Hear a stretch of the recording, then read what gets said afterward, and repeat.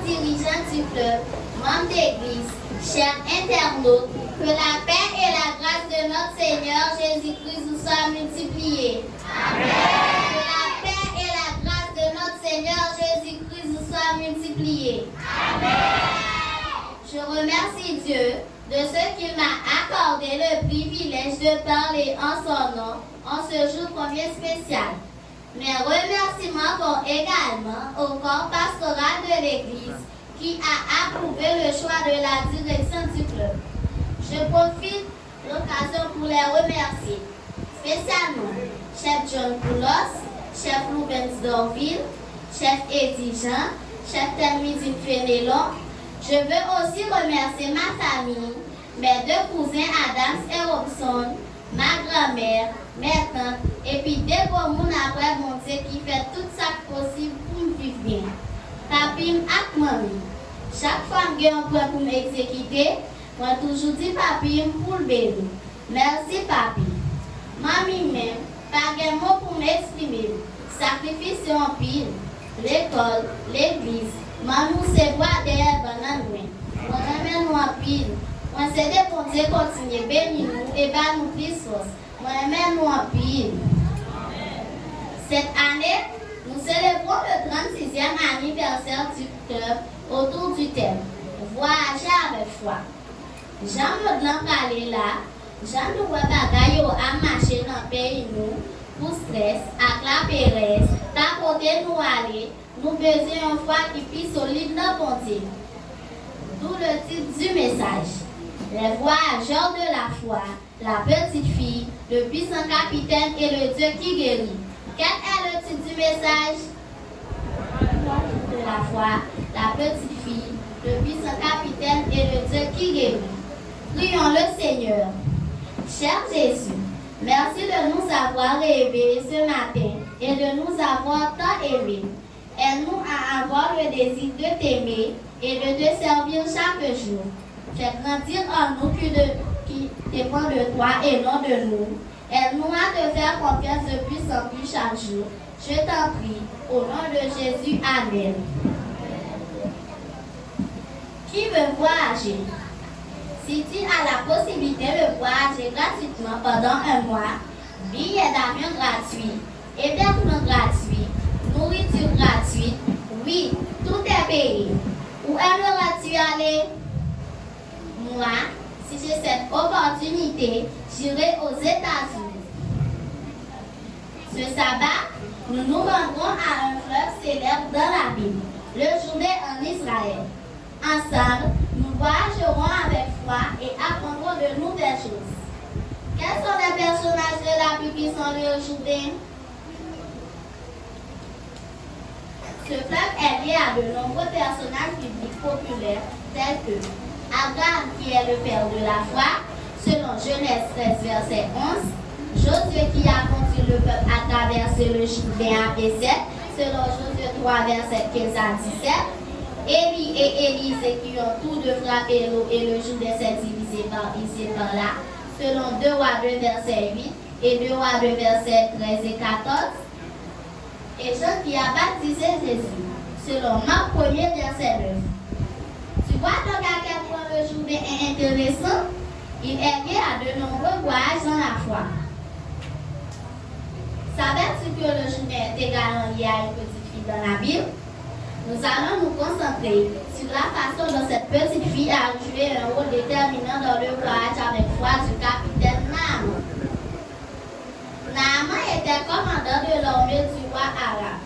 C'était un grand homme aux yeux de son maître et il jouissait d'une grande considération. Car c'est par lui que le Seigneur avait donné la victoire à Aram.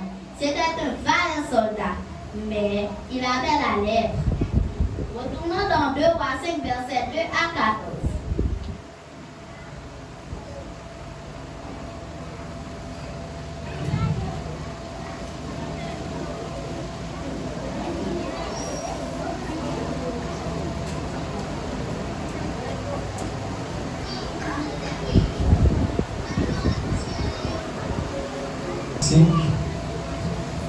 Verset 2 à 14. On a mis ensemble, s'il vous plaît. Or, les Syriens étaient sortis par groupe et ils avaient emmené captive une petite fille du pays d'Israël qui était au service de la femme de Naaman. Et elle dit à sa maîtresse, « Oh, si mon Seigneur était auprès du prophète qui était à Samarie, le prophète, le guerrier de Salem. » Naaman alla dire à son maître, « La jeune fille du pays d'Israël parlait de telle et de telle manière. » Et le roi de Syrie dit, « Va, rends-toi à Samarie, et j'enverrai une lettre au roi d'Israël. » Il partit, prenant avec lui 10 talents d'argent, 6000 cycles d'or et 10 vêtements de rechange. Il porta du roi d'Israël la lettre où il était dit, « Maintenant, quand cette lettre te sera parvenue, tu sauras que je t'envoie Naaman, mon serviteur, afin que tu le guérisses de sa lettre. » Après avoir lu la lettre, le roi d'Israël déchira ses vêtements et dit, « Suis-je un Dieu pour faire mourir et pour faire vivre, qu'il s'adresse à moi afin que je guérisse un homme de sa lettre? Sachez donc et comprenez qu'il cherche une occasion de dispute avec moi. » Lorsqu'Élisée, homme de Dieu, apprit que le roi d'Israël avait déchiré ses vêtements, il envoya dit au roi, « Pourquoi as-tu déchiré tes vêtements? Laisse-le venir à moi, et il saura qu'il y a un prophète en Israël. » Naaman vint avec ses chevaux et son char, et il s'arrêta à la porte de la maison d'Élisée. Élisée lui fit dire par un messager, « Va et lave-toi 7 fois dans le Jourdain, ta chair deviendra saine et tu seras pur. » Naaman fut imité et il s'en alla en disant, « Voici, je me disais, il sortira vers moi et il se présentera lui-même et il invoquera le nom de l'Éternel son Dieu. Il agitera sa main sur la place et guérira de l'épée. Les fleuves de Damas, l'Abana et le Parpar ne valent-ils pas mieux? Pourrais-je parmi laver et devenir pur? » Et il s'en retournait et partait en fureur. Mais ses serviteurs s'approchèrent et lui parlaient. Et ils dirent, « Mon père, si le prophète t'eût demandé quelque chose de difficile, ne l'aurais-tu pas fait? Combien te dois-tu faire qu'il t'a dit, lave-toi et tu seras pur? » Il descendit alors et se plongea 7 fois dans le Jourdain, selon la parole de l'homme de Dieu, et sa chair redevint comme la chair d'un jeune enfant, et il fut pur.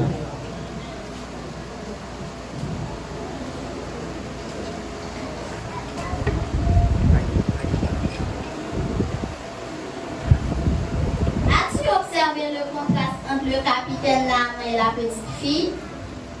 Le capitaine Naaman est un grand homme, honorable et valeureux, tandis qu'elle est une petite fille, une esclave mais une croyante du Dieu puissant, une voyageuse qui a la foi. Tout le voyage avec foi, comme nous le verrons dans cette histoire. Voyager avec la foi de la petite fille. Comment la petite fille s'est-elle rendue en Syrie? Ce n'était pas son choix. C'était une captive d'Israël qui a été emmenée en Syrie à la suite d'une invasion. Les Syriens l'ont vendue comme esclave. Elle avait été achetée pour la maison de Naaman, le chef de l'armée syrienne, qui avait aidé son roi et sa nation à remporter d'importants supports, soit contre Israël, soit contre la Syrie. Le voyage de cette petite fille n'a pas été facile, mais elle a voyagé à foi et elle dit à sa maîtresse, « Oh, si mon Seigneur était auprès du prophète qui est à Samarie, le prophète le guérirait de sa lettre. » Selon 2 Rois 5, verset 3. Elle a cru au Dieu d'Élisée, bien qu'elle soit captive et esclave. Elle désire être une bénédiction pour le capitaine Naaman. qui a contribué à sa captivité. Elle n'a pas oublié son identité. Sa foi est remarquable. Le fait qu'elle ait honoré son ravisseur en lui suggérant de bonne foi de rendre visite au prophète de l'Éternel en Israël, selon 2 Rois 5, verset 3, indique que, même dans la détresse et la distraction de sa captivité, elle savait qui elle était. Elle n'avait pas perdu son identité. Cette fois, elle a hérité de ses parents qui lui ont raconté des histoires sur Dieu. Ses parents étaient aussi des voyageurs de la foi. Ils ont formé leurs enfants dans le Seigneur. Elle a voyagé avec la foi et l'a partagé avec les gens autour d'elle. Cette petite fille a peut-être entendu les récits d'Élie et d'Élisée, ses parents le Jourdain selon 2 Rois 2, verset 14, la malédiction sur les jeunes et les deux sources selon 2 Rois 2, verset 24, l'huile de la veuve selon 2 Rois 4, verset 6, l'élévation du fils de la tsunami selon 2 Rois 4, verset 35, la multiplication de la nourriture selon 2 Rois 4, verset 44 et d'autres récits bibliques. Les récits bibliques l'ont aidé à développer sa foi qu'elle a démontrée en Syrie. Voyager avec la foi du grand homme Naaman. Bien que le capitaine Naaman ait été le commandant en chef de la Syrie et un homme grand et honorable, il était l'époux d'Absalom. C'était aussi un homme fier, selon 2 Rois 5, versets 9 à 12. Cependant, son état de santé l'a amené à considérer la parole d'une petite servante qui lui avait été rapportée par sa femme au sujet d'Élisée, qui pouvait le guérir de sa lèpre. C'est ainsi que le capitaine Naaman informa le roi de Syrie de la possibilité de guérir de la lèpre. La lettre qu'il apporta au roi d'Israël était ainsi libérée. Maintenant, quand cette lettre te sera parvenue, tu sauras que je t'envoie Naaman, mon serviteur, afin que tu le guérisses de sa lèpre. Selon 2 Rois 5, verset 6. Lorsque Naaman a reçu la lettre, il s'est rendu en Israël et a apporté des cadeaux. 750 livres, 340 kg d'argent, d'une valeur actuelle de plus de 150 000 $, et 150 livres, 348 grammes d'or, d'une valeur actuelle de plus de 3 millions de $. Lorsque Naaman est arrivé en Israël, il s'attendait à ce qu'Élisée l'accueille. Mais, au lieu de cela, il lui a simplement envoyé un message disant « Va et lave-toi 7 fois dans le Jourdain. Ta chair deviendra saine et tu seras pur. » Selon 2 Rois 5, verset 10. Il a d'abord rejeté l'idée, car le Jourdain n'est pas aussi beau que les rivières de Nanas. Néanmoins, en toute humilité, il a suivi l'instruction et s'est plongé 7 fois, et il a été guéri. Sa chair redevenait comme la chair d'un jeune enfant, et il fut pur. Selon 2 Rois 5, verset 14. Dieu l'a guéri. Dieu n'a pas exigé de lui qu'il rapporte une énorme somme d'argent. Ce dont il a besoin, c'est d'humilité et de foi. Depuis ce jour, le capitaine Naaman voyage avec foi, disant « Je reconnais qu'il n'y a point de Dieu sur toute la terre, si le seul en Israël.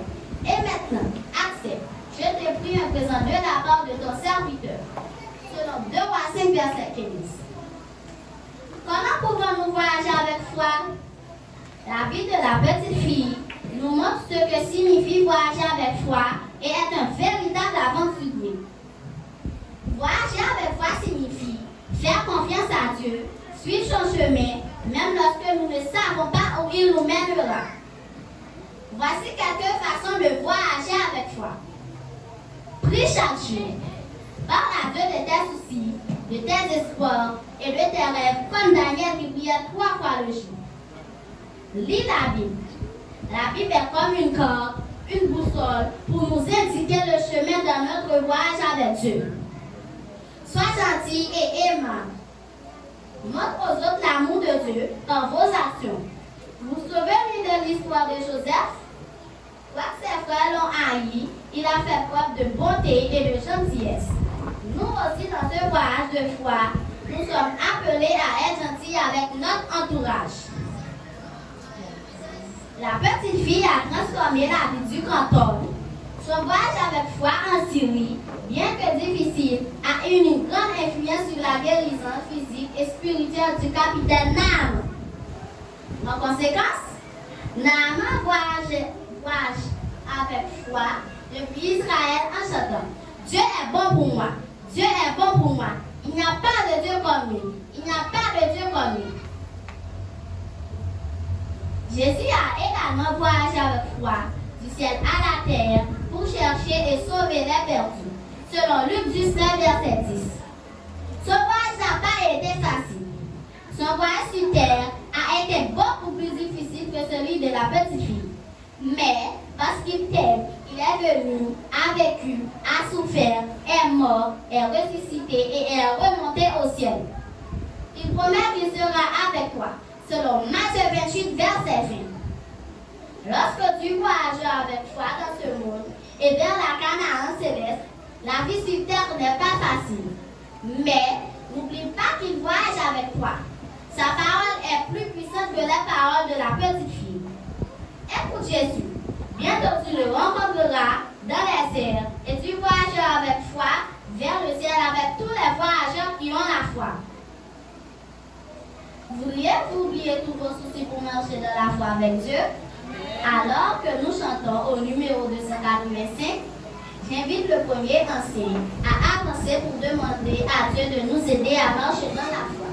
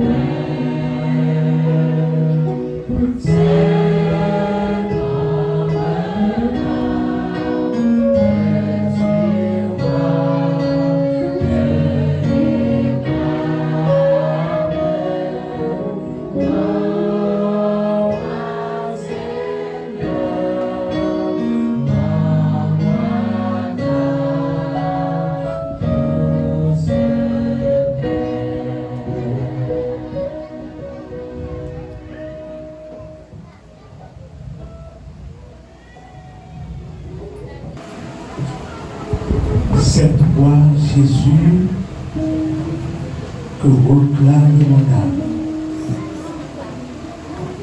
Notre Seigneur, notre Dieu, merci pour ta grâce, pour ton amour manifesté à l'endroit de chacun de tes enfants. Merci de nous convier ce matin pour t'adorer en esprit et en vérité. Souvent de fois, notre Père, notre Dieu, nous perdons la foi. Mais en ce matin, à travers ta servante, tu nous invites, notre Père, notre Dieu, à être humble et à garder la foi. Père mon Dieu, à travers les difficultés, Père mon Dieu, à travers les moments de joie, Père mon Dieu, à travers les moments très difficiles, petits et grands, nous puissions garder la foi. Et quand nous gardons la foi, nous vivons l'espérance que tu nous as donnée déjà. Seigneur, alors que nous allons lever de cette position, Père mon Dieu, que tu nous bénisses, que tu bénisses ta servante qui vient de prodiguer ce message. Pardonne nos fautes, Garde-nous dans la foi jusqu'à te rencontrer sur la mer des mers. Il en soit ainsi au nom de Jésus. Le Seigneur vous bénisse.